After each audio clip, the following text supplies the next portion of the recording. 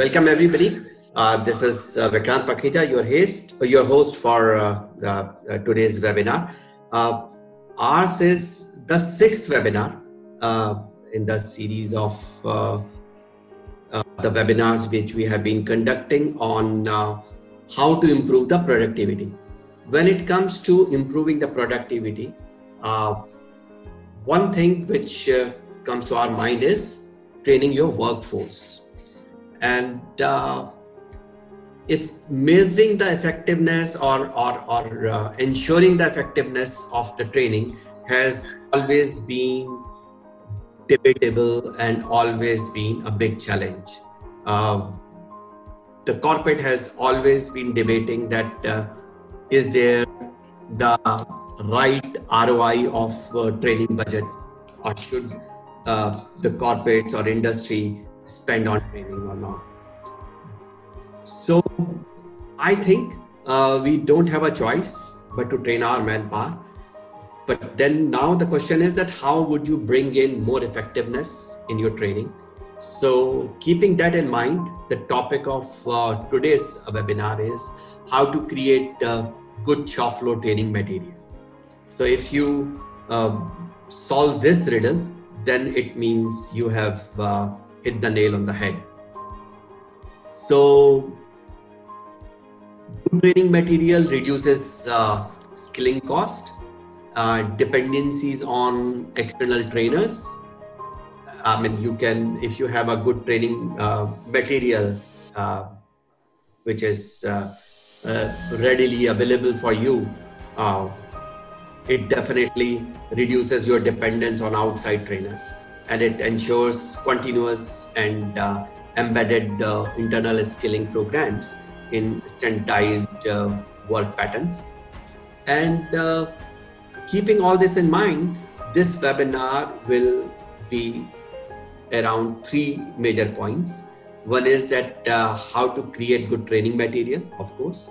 And second is use of different methods and techniques of training material creation, and the steps for creating effective training material. And as you know that this webinar series has been organized by Oro University in collaboration with Skilltelligent. If I talk about Oro University, it was established way back in 2011, and it is the first private university in South Gujarat with the UGC recognition, and it is located in Surat. The university is grounded in value-based education. It focuses on integral and transformational learning, inspired by the philosophy of Sri Aurobindo's vision of integral education. It offers undergraduate and postgraduate and PhD programs in various schools like School of Business, School of IT, School of Law, School of Hospitality, School of Mass Communication and Journalism, School of Liberal Arts, School of Design, and soon there would be another edition that would be the School of Science. And about the Skilltelligent, as I have been telling you, that the Skilltelligent is engaged in the business of providing quality skilling and reskilling solutions to employed industrial workforce. Skilltelligent has executed many assignments to improve the skills of shop floor workers, their productivity, competency, work-related interpersonal communication skills, as well as for training to establish manufacturing best practices and methods within their employment work environment. Skilltelligent also undertakes productivity improvement and lean practices implementation projects with a focus of training of the workforce for sustenance. And Skilltelligence is headed by Mr. Atul Garg, who is the keynote speaker today. Mr. Garg has been chairman of Confederation of Industry Gujarat State Council, and he has been on several regional and national committees of Confederation of Indian Industry. He has more than 3 decades of experience in IT industry and has built several software products in his earlier companies. And he has extensive experience in manufacturing systems, processes, and building competencies in shop floor teams. So I would now request Mr. Garg to take the center stage and enlighten us with his presentation. Over to you, Mr. Garg. Thank you, Dr. Makhija. Good evening, everyone. So, as Dr. Makhija said, that we definitely in the corporate world would like to, train our workers or our workforce, but how to make it effective and how to make it, holistic is a big challenge which all of us face. So we picked up this particular topic, that how do we create the good shop floor training material. Training material is one of the core pieces of the training program, and if they are not compelling and useful, our training is going to lose its effectiveness. So well-constructed training material and manuals provide the written training contents. They enable the departmental functions in the absence of key employees, provide new employees with valuable information, and codify the workplace rules and guidelines. That's the overall perspective why we want a good training material. Dr. Makhija also mentioned that a good training material will also ensure that there is the constant dependencies on the external trainers can also be reduced, and the workplace functional supervisors or managers, they get empowered to carry out internal training and skilling programs, which can be then included into the standardized work management patterns as well. So let me share the slide deck and then we can go more in detail over here.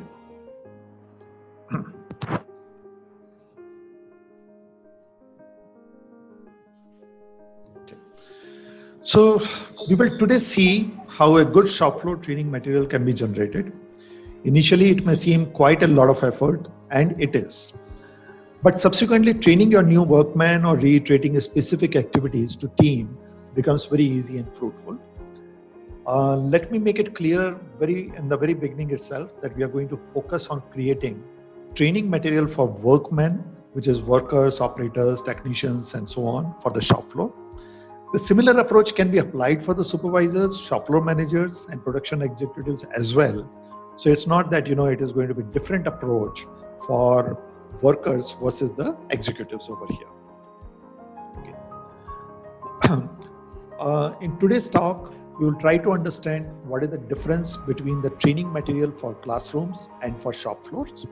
We will also touch upon the elements of good training, methods, and techniques of the shop floor training. Creating training material, looking also partially at the shop floor training material, and some of the training material which we'll share over here is also what we have created in our own company for some of our clients. So we'll also take that example to talk about. Okay. Shop floor training is for the workmen involved in the production activities and related functions. These trainings are based on the actual job descriptions and follow various guidelines and rules of the production process as well as organization. But before we start diving deep, let's understand what is the training. Training a person would mean that you develop a particular skill in the person to a desired standard by instructions and practices. Okay. One can also define this as a process by which effort is made to increase the knowledge and the skill of employees for the successful accomplishment of a specific job. Please note that the training includes not just instructions or gaining knowledge, but also practice as well as applying knowledge to ensure that target audience is able to perform the job efficiently for which training is being given. So we want to draw the results of the training and we just don't want to give the training. So that's why it's very important to focus on that side. Okay. How different is the shop floor training? Um, Shop floor training in concept remains same like other modes, but it is more skills based and related to successful accomplishment of a specific job. Shop floor training must meet quantifiable goals, which can bring a difference to working on the shop floor. And these trainings are usually focused on operations and related work areas. We don't focus on sciences, technologies, or the construction of equipment or machinery, but rather we train on operating them and using them for the production. So that's the difference which we have between other modes of the training versus the shop floor training. Shop floor trainings usually follow the standard operating procedures and related work instructions to deliver a job. Okay? And since training is for a job specific skill, a good training material would include several related tasks, which could be operational and personal safety, health and environment related training, shop floor communications and reporting, data management and collection, cross-functional team working, problem solving, continuous improvement and measurements, quality, maintenance, material handling, production system, and so on. So all these factors which go into the actual working on the shop floor, they all have to be included up into shop floor training. We just cannot come back and say that our training is going to focus only on a core operation of a machine and not on the related area. So that's a massive difference between the normal training versus the shop floor training over here. So how do we define the training material? Any means which is useful in training or skilling shop floor workforce would be considered as the training material. And this training material can be made up of machine manuals, work instructions, standard operating procedures, company rules and regulations, videos, simulations, photographs, illustrations, anything and everything which goes in helping the trainee understand the job better. So now let's look at what are the elements of the good learning over here. Learning in general is based on the psychological and scientific principles, and it is always good to understand the guiding principles behind the learning theory. But what happens when those who should be learning are less enthusiastic about the learning? They are not so inclined to learn. Then in that case, what do you do? So first premise we need to understand while developing training contents or material is motivation. Okay? If a learner does not feel a sense of motivation to learn, they are not going to learn anything. And it is that simple. So people have to have the motivation before you start training them. Clearly defining how the learning material content will impact the learner's job in a way that is tangible and immediate is very important. In other words, if I say it, we should not leave it up to the learner to guess why the information is being presented, but rather tell them upfront why they are expected to learn the material. Okay? And learners in shop floor are likely to be more engaged if they can see an opportunity of the personal advancement. Okay? So learners may be motivated by some type of built-in competition during learning. And basically it will all boil down to a very basic principle. People will want to learn when they feel it will bring some type of benefits or value to their lives. And that is what drives the motivation, period. So the motivation has to have some tangible benefit visible to the learners. The second element of the training is reinforcements. Reinforcement can be approached in two ways. The positive reinforcement, which is about offering something that would encourage the good behavior. For an example, development-based learning could center on the idea of the potential for a raise with the learning of a new skill. If I learn something new, I would get a better, pay grade or something like that. On the other hand side, the reinforcement could also be negative, which is about taking steps to alleviate a bad behavior. For an example, safety training to be given to reduce the number of mistakes happening in the workplace. So that's the second element of the learning over here, or the training. The third element of a training comes down to is retention. It is very important to find out about whether the information given to the workers or the trainees will be retained or not. Some good ways to encourage better retention of material could include interactivity, quizzes throughout the learning, opportunity to immediately put in practice what has been taught. So that again helps out into retention of that knowledge into the person. The fourth and the last part of the elements of learning is transference. Now, what is transference? Transference is the phenomena whereby we unconsciously transfer feelings and attitude from a person or a situation in past to a person or situation in present. Okay? So concept of transference is helpful in measuring against a set of predetermined benchmarks in alignment and overall performance and organizational objects. This also ensures that workman has understood the concept clearly and he can apply it. Social learning is another example of how transference works. People learn from their own mistakes and mistakes of others while gaining a long-term understanding of how to apply the skills and principles being taught realistically and appropriately. So that's a third part or the third element, or rather the fourth element of the training. Let's look quickly at the methods and techniques available to do the training. Okay. Training can be given in multiple ways. Trainers, based on their comfort levels and the demands of the situation, choose one or more training techniques. These techniques could be interactive learning, they could be social learning, defining the workflows, micro learning, technology-based learning, simulations, on-the-job training, coaching or mentoring, and so on and so forth. There are many techniques which people use over here, but these are the generally used, often used training methods or the techniques so far into the shop floor. Okay. When it comes down to the training methods, there are clearly two types of the training methods which we talk about. One is on-the-job training and second is off-the-job methods. Okay.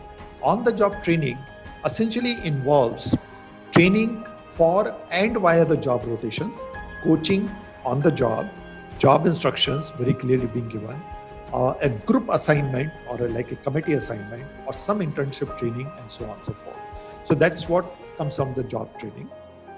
Off-the-job methods are more like case studies, incident studies, role plays, in-basket methods, business games, grit training, lectures, simulations, and so on and so forth. In the off-the-job method, it's very difficult to, actually do the job. So you rely quite a lot upon the simulations, you rely upon the case studies, you rely upon some incidences which may have happened in the past, and so on and so forth. Whereas on the job, you can actually do the entire thing and have a feel of the actual work. So these are the two, prominent methods of training for the shop floor workforce. So let's look into how does the training material creation takes place. What are the steps involved into that? Okay, and what we can do to create a good training material for the shop floor worker.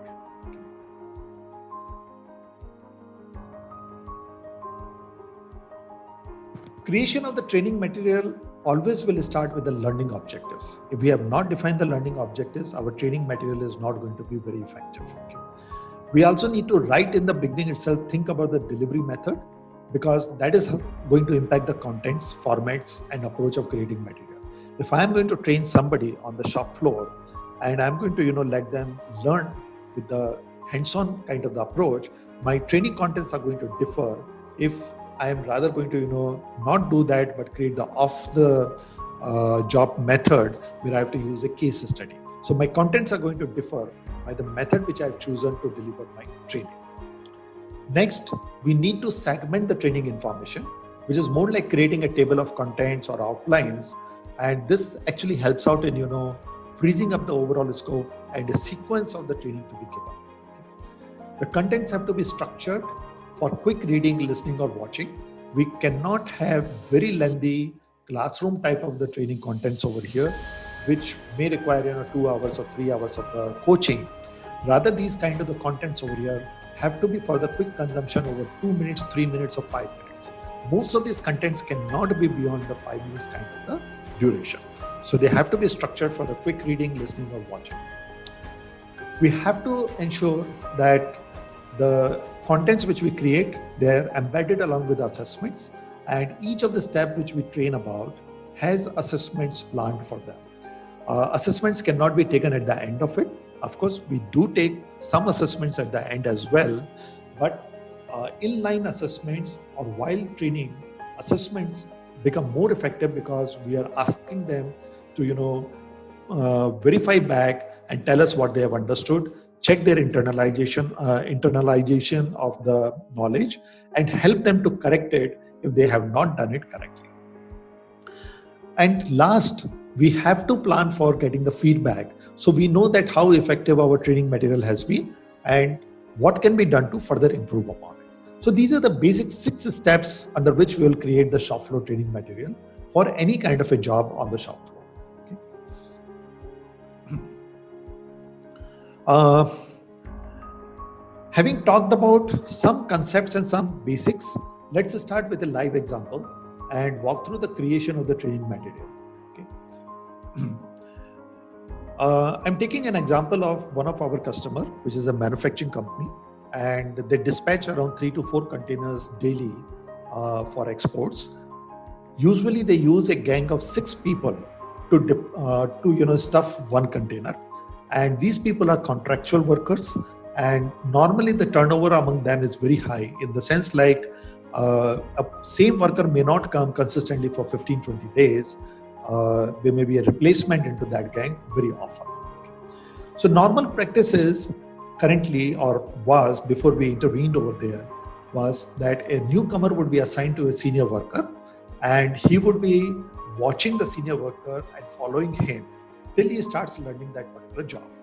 Now, this sometimes can take 7, 8, 10 days, depending upon the learning ability of the worker and also the ability of the senior worker to show and tell clearly what he is doing.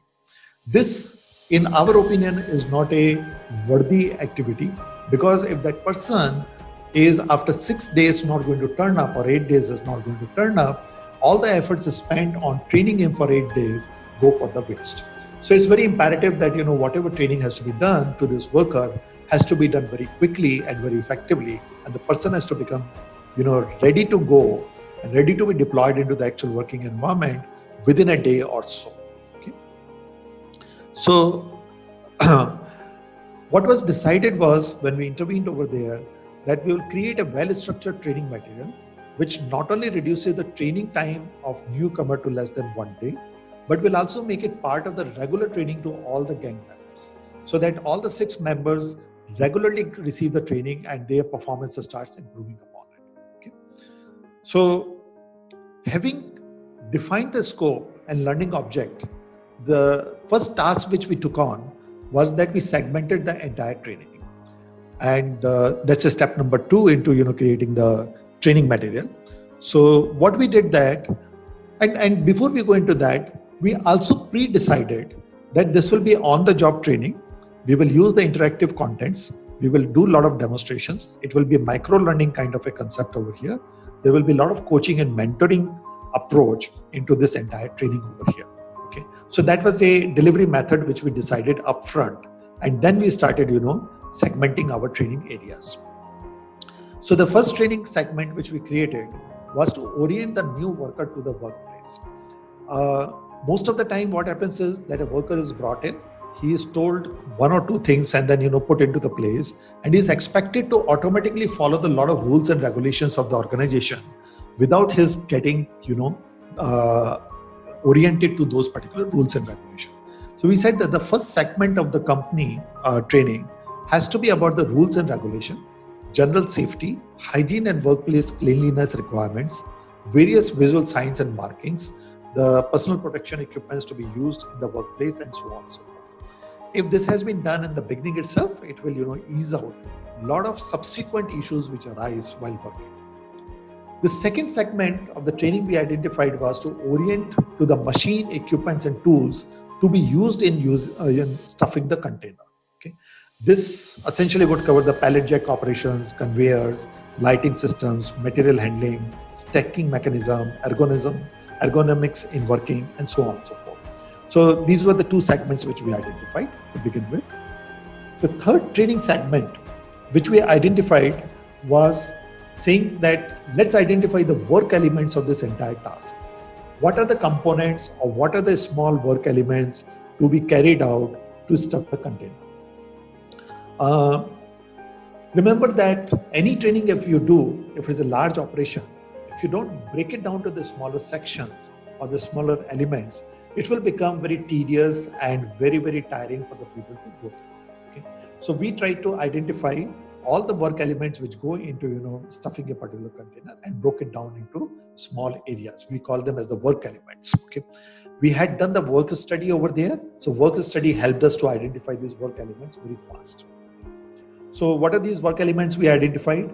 We identified things like how to identify the material, how to keep the material ready for loading, how to prepare the container for stuffing, setting up the conveyor to take the material inside, setting up the lights, loading the conveyor, how to count and cross-verify that what you're loading, documenting what you're loading, actually loading and stacking inside the container, removing the container and lights, verifying and securing containers, cleaning up after the container loading has been done, and then finally reporting back that what has been achieved. Okay? So we identified all these kind of the things. And if you have noticed, the list of work elements over here covers even the cross-verification, documentation, reporting, and cleaning up after the loading, rather than just focusing upon the loading and stacking. Because a worker cannot be effective until and unless he knows all these things as well. So we cover all these areas while doing the training. The fourth segment, which we created thereafter that, was that what will be the operational learning. So what are the overall aspects of performing the complete act of container stuffing?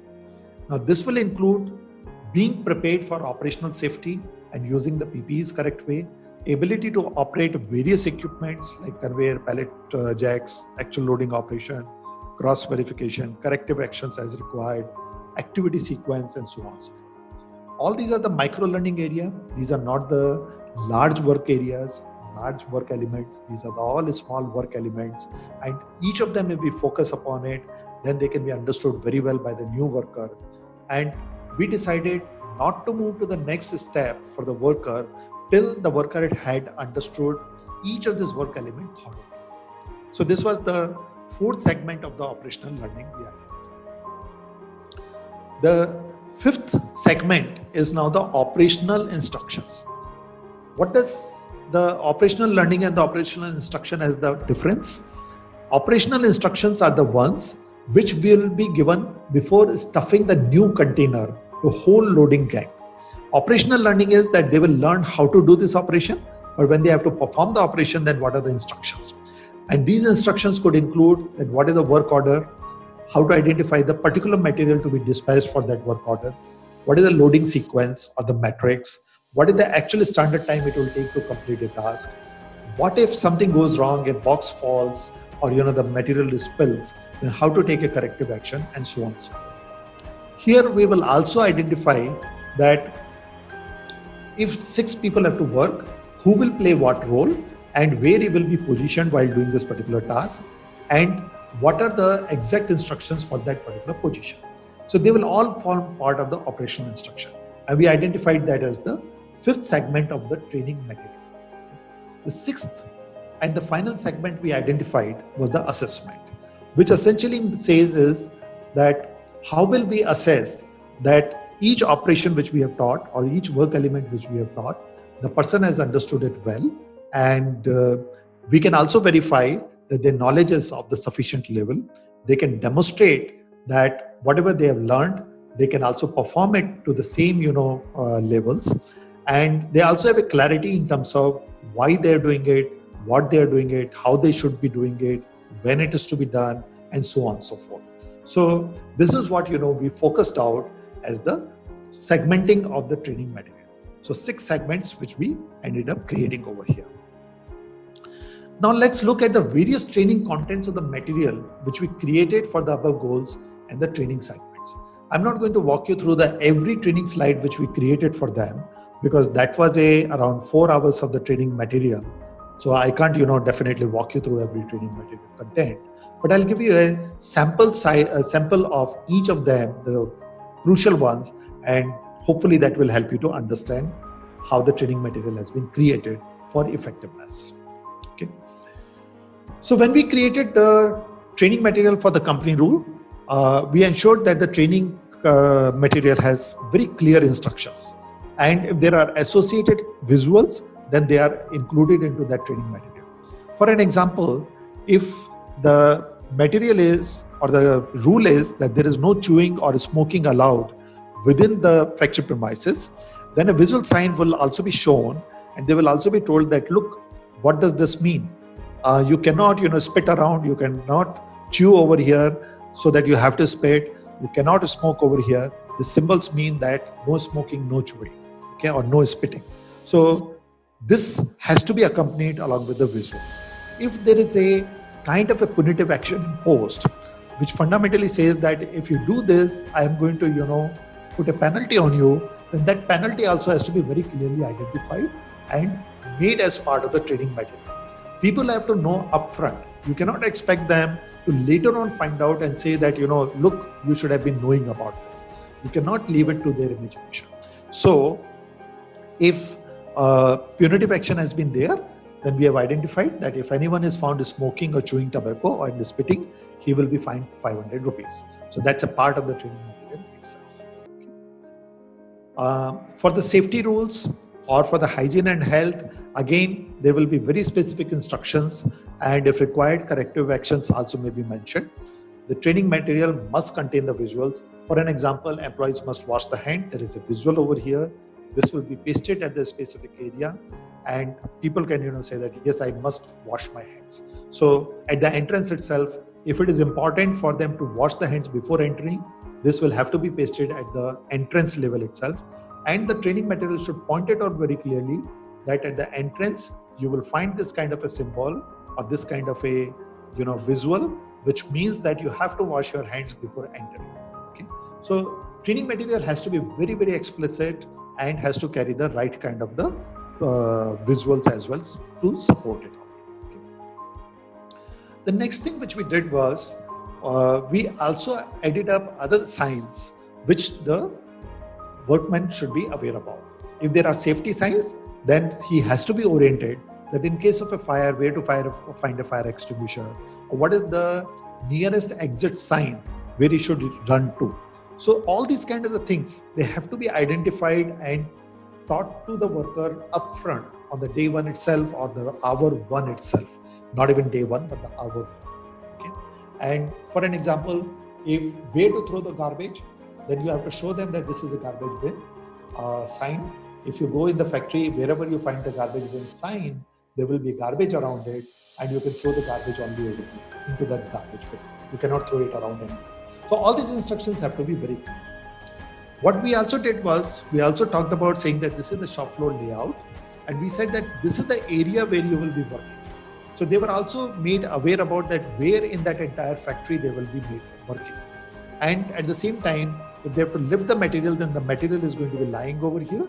They have to bring the material from here to here, and the loading is going to take place at this particular point.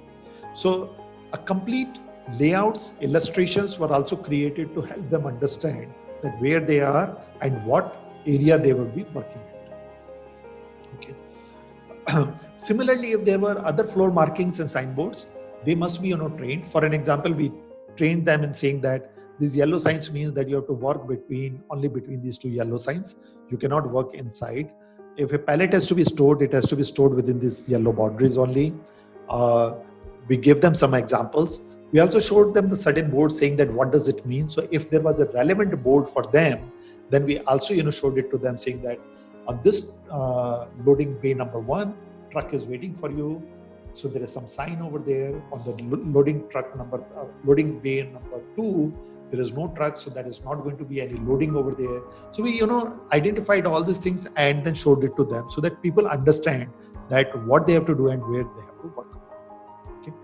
We also again did a layout, and we also showed it to them that where the conveyor will be placed if there is a container, where the pallets will be stored before the conveyor, where the people will be standing and working upon, where the conveyor is to be stored, where the tools are to be kept over here, so on and so forth.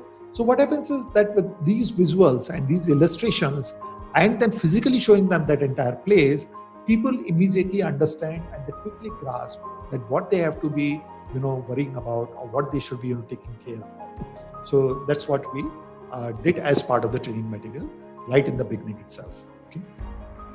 The other training material which we created was that when you are loading and stuffing a container with multiple orders or different types of material, or maybe even different packing sizes, it's very important to have a loading pattern and a sequence. And this loading pattern and sequence is usually opposite of how the customer will unload it at their end. Okay, so if the customer wants something to be delivered first at the time of unloading, you will have to load that particular material the last. That will mean that it is at the tail end of the container, and the customer, when he opens it up, he can quickly download. So what is that whole sequence in which it has to be loaded? We created the illustrations. We created the checklist. We created the metrics, and we use this metrics, checklist, and so on and so forth to show it to the workers that this is how you have to do it. Okay. So now with this, it becomes very easy for them to understand. Also, another thing is that when a container is stuffed, it is very difficult to say that what is lying in the front of the container, in the middle of the container, or on the top, or on the bottom of the container. So such kind of illustrations become very useful to train the worker on that how the container, if stuffed, will look like, and this is how you have to stuff it. So each color demarcates a different order or a different packing size, or maybe even a customer. So that is how we created this kind of the training material over here. Okay. So when the conveyor was to be set up, we took the help of certain videos. We also set up certain photographs.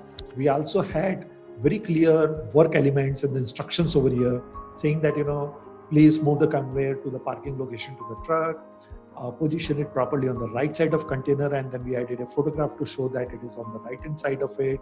Ensure that there is nothing on the container conveyor before switching it on, and then we created a conveyor operations checklist, and then help them to understand so that the conveyor operators know that what to take care of before operating the conveyor. Now we also identified that who will be doing all these things, and we also said that having demonstrated and shown this thing, please also practice and use the checklist and so on, so that you get a hands-on practice and you become comfortable with the operation of this particular equipment. So that's how the training materials were created into it. I've given you a snapshot over here. There were a lot of videos, there were a lot of checklists and other things, and physical demonstrations done to the workers, and then the workers were asked to operate it themselves under the guidance before saying that yes, they know and they can operate this. Okay. Now when it comes down to loading and stacking inside the container, again we followed the same pattern. We created a video, we had the work elements defined, which were nothing but the instructions over here very clearly, that how do you do the loading, stuffing. We created the checklist, and we took some sample video as a representative video, as an illustration, to help them understand that how the loading will happen. In this case, we got a video which is using a forklift, but while we taught them was the manual system. So here I just have taken a representative video, but such kind of the videos are very useful when actually helping the people to learn and train them effectively. So for an example, this is a cut section of the video of the container. It tells you how the stuffing should be done. Okay.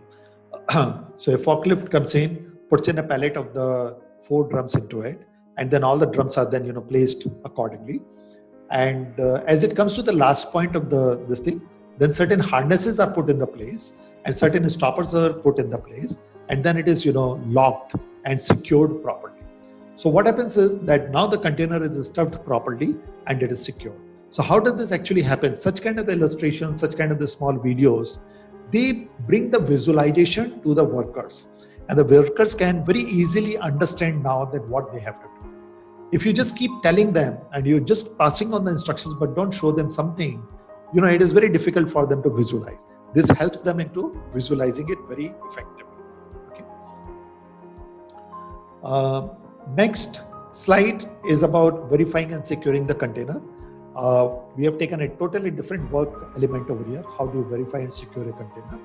We created a video over here. We created a checklist over here. We created the photos of secured and unsecured containers. We asked them to verify, let them practice and verify that how the boxes loaded are as per plan or not. Securing of the container has been done as demonstrated or not. And This entire training was carried out by the supervisor so that, he can also not just train them, but also guide them and continuously watch over them. The clear instructions were also given to them that how the boxes will be verified, what dispatch plan has to be, correlated over here, how the container is shut properly and secured. So all these detailed instructions were also prepared and handed over to them. Okay. The other work element I've taken is work reporting. So at the end of the day, or at the end of the container stuffing, the whole gang is supposed to come and report back that what they did and what got achieved. So they're supposed to fill out certain reports, which could be filled maybe by the senior worker or maybe supervisor. The various documents needed to fill out the reports. What kind of the reporting they have to do, that has to be identified. Who would give the reporting had to be also said. What has to be a physically written report, what has to be orally said over here. All the points were over here identified and very systematically taught to all the workers over here. Okay. So what happens is, again, what we are trying to put in over here is that when you want to train, you also have to have the right formats, tables, templates, actual reports, actual documents, actual photographs. You also have to say it very clearly that what instructions they have to give, what is it that they are supposed to talk about, so that there is a clear communication. You can say that it is a part of a soft skill training to them, but it is a part of the work element over here, and this also has to be very clearly taught to them. Okay. The next which I have taken over here is sorry, I think I'm missing something. Okay. So we also took the ergonomics. We also talked about that, how you should be lifting the boxes, what is the correct posture, using the right and wrong postures, and using the illustrations also helps them to understand. So not only you demonstrate, but you also let them picturize it, let them also visualize it, prepare the illustrations and show it to them. That always helps them to understand it better. Now, if you train them on such kind of the things also upfront, it reduces the fatigue into their work. And if there is a lesser fatigue, the attrition in the workforce also comes down. So it's also very important to reduce the fatigue in the work to retain the employees. So that again becomes a part of the training, and the training has to be demonstration based, illustration based over here. Another example is handling the pallet trolley. So again, certain instructions that how do you balance it, how do you load the pallet trolley, how do you carry it, they all had to be given as a very clear instructions with illustrations and also demonstrated well. What we also did over here is we also used a small video to show that how does the pallet truck actually work, so that people understand and they realize that this is how the pallet truck has to be operated and how does the internal function of the pallet truck takes place. So here the pallet has been placed below, truck has been placed below that. He's doing the pumping action. This pumping action is actually putting up the fluid over here and pushing the hydraulics up, which is lifting this entire thing. So such kind of the small things, small videos helps them to understand the operation more effectively rather than just telling them that this is what you have to do. Okay. One more example of how to prepare the illustrations and show it. Again, right way of stacking, wrong way of stacking, how to stack it properly within a truck, some illustrations, some guidelines, some very specific instructions. Again, prepare the worker better. So these all training material have to be constructed in a way that workers can understand, visualize, and adopt these practices easily. Okay. Next, since it was going to be a gang of the 6 people, each one had to play certain role. So we also identified the 3 roles. We also very clearly said that the 3 people will be stackers, 1 will be passer, and 2 will be loaders. We also defined their activity charts. We also, positioned them saying that these are the 3 as a stacker, this is a passer, these are the 2 loaders. And we also said that who each one will be doing. So everybody has to know their role, everybody has to know their position, everybody has to know their task. If they know that, the chances of creating mistake or chances of not coordinating with each other go down. So this also enables the cross-functional team working effectively. This also, kind of is a team training, saying that in a team, how do you work? How do you divide your work? How do you coordinate with each other? And how do you become more effective? So we created all these things as well to, help the workers really understand. And here we actually created a detailed activity chart saying that a loader 1 will do all these activities, loader 2 will do all these things, passer will do all these things. And again, to explain it, saying that what is the sequence, who will do when, and in what sequence. We also created an activity sequence diagram over here.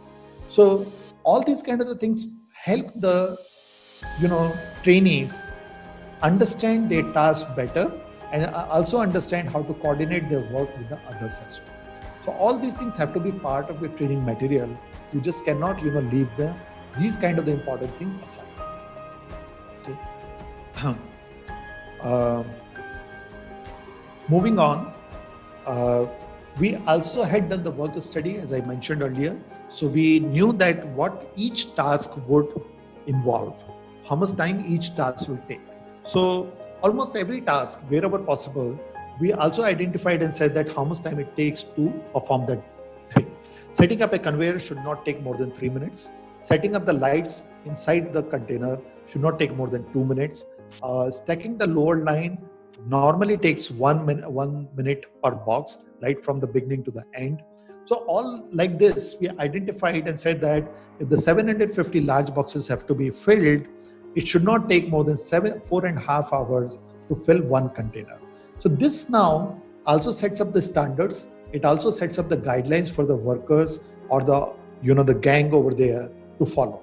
So what the biggest advantage this does is that now the team cannot come back and say, no, it will not take me 4.5 hours, it will take me 6 hours. You have set a boundary, you have set a clear direction, you have set a standard which they are supposed to follow. So the performance is also guaranteed because now the people are told, they are also taught to perform within these time limits, and thereby that, they maintain the requirements of the organization as well as per the standards specified. Okay. The last segment which we had created was the assessments. Now, these assessments, we did it in multiple ways over here. One, we created the various intervening questions. These questions were embedded as part of each training of the work element. Okay. So if there is a loading and stacking training going on the planning and understanding that, then the questions for that will be asked right there itself. Okay. If the material identification work element is being taught, then the questions will be asked over there only, and the people will be asked to demonstrate and show that how to, pick up the right material as per the work order and bring it for the dispatch. So assessments have to be hand in hand while doing the training. Now these could be via the questions, these could be via the demonstrations, these could be via the, formal assessment in some way or the other. We chose over here to look for the demonstrations. We chose over here to ask the very pertinent questions to the people to understand whether they have understood the concept or they have just memorized it. Okay. If they have understood the concept, they will be able to troubleshoot any failures themselves better. But if they have just memorized, then they will only be able to do, and they will require assistance if something goes wrong. So we went into that kind of assessment right over here.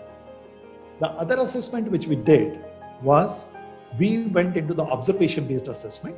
That is when they are doing the work, whether during the training or under the observation, under the supervision of a senior person, when they're doing the actual stuffing of a container, we identify the various areas where the observation should be done. For an example, if the activity norms have been identified, standards have been identified, are these people able to meet the activity norms? Okay. If the certain set in order criteria has been identified, which is the stacking plan, are they following the stacking plan properly? If the safety precautions have been identified, are they following those safety precautions? So like that, we identified the areas which we need to observe and see that the people have understood and they're following it, and they are, continuously practicing it. If they're continuously practicing it and without any kind of interruption, without any kind of a deviation or non-compliance, then this definitely means that the workers have become independent and they're performing independently. Okay. So this is another thing which we also built as part of the training material. Okay. Coming down to the training delivery, as I mentioned, this will be on-the-job training. So the training over here, we planned on the shop floor itself. And this training was planned right where the actual work loading will take place. So we could show them the actual material, we could show them the actual conveyor, we could show them the pallet trucks, we could show them how to load, unload, how to stack, how to count, how to verify right over there itself, instead of being theoretical. So this became a practical training, and while we were training, we could also give the right instructions and carry it out over there. To do this, we also use a lot of flip charts, large charts with all the slides and the instructions written on them, illustrations on them, certain photographs on them. We also use the tablets so that we could show them we set up a tablet with all this material and gave it to the supervisor so that he could show the videos, he could show them how exactly everything is done. And we actually shot the video for every operation. The best possible operation was shot and then stored as the video to be used for the training material. So tablet was used to show them and then do this thing. And the senior workers or supervisors actually carried out the demonstrations, and that demonstration helped the workers to really understand it well. And these people also supervised and also intervened when the people started doing it on their own, and they corrected them wherever required. Okay, so this is how we also set up the training delivery over here. Okay, so to sum up, what we did is, when we created the training material over here, we added up a lot of other elements just then, other than just the pure work instructions for doing an operation. We added up the company rules and regulations. We talked about the personal and operational safety. We trained on them. We brought down every work element to a micro-learning level. We brought it down to a very small component, which could be used within a short period of time. We ensured that none of our training work element was more than 5 to 7 minutes. We actually timed everything. So the videos were all under 1 minute. We timed that, all the work instructions will be given under 1 minute or 1.5 minutes. So the work instructions cannot be lengthy. They cannot be too long or capturing too many things. They are very specific. And demonstrations have to be there for 1.5 minutes. Demonstrations have to be meeting the activity norms. So we did all this part of the things. We did the animations, videos, we created a lot of formats and templates. We used the SOP and work instructions which the company were using into their own regular work. We also identified the work quality, we defined the assessments, and we also identified that if something goes wrong, what is the corrective action these people can take. So we also did the mistake proofing, and then brought in the element of the mistake proofing in the teaching as well, so that they can independently even correct if something has gone wrong. Okay, so all these components were brought in as part of the training material creation over here, and of course demonstrations were also part of this entire thing. So if you look into it, creating a good training material for the shop floor workers is not just saying that please lift the box from here and drop it over there. It is quite a lot of things which go into that. And if you cover all these kind of the things, then your worker can be trained into a very short period of time. And these training material can be used by your supervisors into daily briefings or on a day-to-day basis by picking up the specific work element which they want to focus on. Also remember that each work element is an independently defined work element, which means that today I can train them or reiterate the training on the conveyor handling, and tomorrow I can move on to the cross verification training, or third day I can move on and focus out purely onto the stacking mechanism. They all can be independently done, and they are complete in their own ways. Okay, so that's how, if you create the work training material, it becomes very useful and very effective for the training the shop floor people over here. Okay, so in the end, a good safe training material will always lead to efficient training delivery, which is low in the cost, very fast and effective. This will also ensure that safety and quality incidences come down dramatically. It also helps in inducting the new entrants into the work quickly. We could actually bring it down to 1 day. Effectively, we could bring it down to 1 day. Half a day was into the formal training, and half a day was into actually stuffing one container. At the end of the day, they were all ready to switch on the job from one to another role and then be able to stuff the container on there. So second day onwards, even the new person was independent versus the 7 to 10 days taken earlier in the earlier method of the training. This also standardized the training, which meant that everybody was now able to stack and load the container into the same time limit instead of the varying time limit based upon the competencies. So this also standardized the entire training. This also reduced the training cost because once the material was created, we didn't have to go on the incidence-based training. We didn't have to go on failure-based interventions, but rather the upfront training helped them to learn it and take it forward. And this was a complete holistic learning and building up the competencies. Okay, so I hope that this presentation has given some insights in terms of how to create the good training material. If you create a good training material, this definitely helps your company dramatically in shortening your training cost and the training duration. Skilltelligent and Aura University, we are focusing upon improving the productivity on the shop floor in an organization. We use a lot of lean methodologies and the lean tools and such concepts of improving the productivity. We can run these courses very formally, detailed courses for your organization at your place and help your organization. And if you want us to even develop these kind of the contents for you, we can also develop the contents for you as well. Okay, so that's all from my side today. I am done over here. So thank you very much for listening in. Over to you, Dr. Makhija, in case there are any questions from the participants. Thank you, everyone. Sure. Thank you very much for your presentation, sir. There are some feedback comments, and the audience has really liked your session. They found it very interesting and informative. And there are a couple of questions too. But Rashil is asking for feedback link. Kishore bhai, if you could address this. Yes, I will share with them. Yeah. Right. So, Rashil, you would definitely receive the feedback after the webinar. Feedback link after the webinar. And so there is one question which we have received is that how would you recognize whether the training has been effective or not? See, at the end of the training, if the worker can work independently, so let me trace back.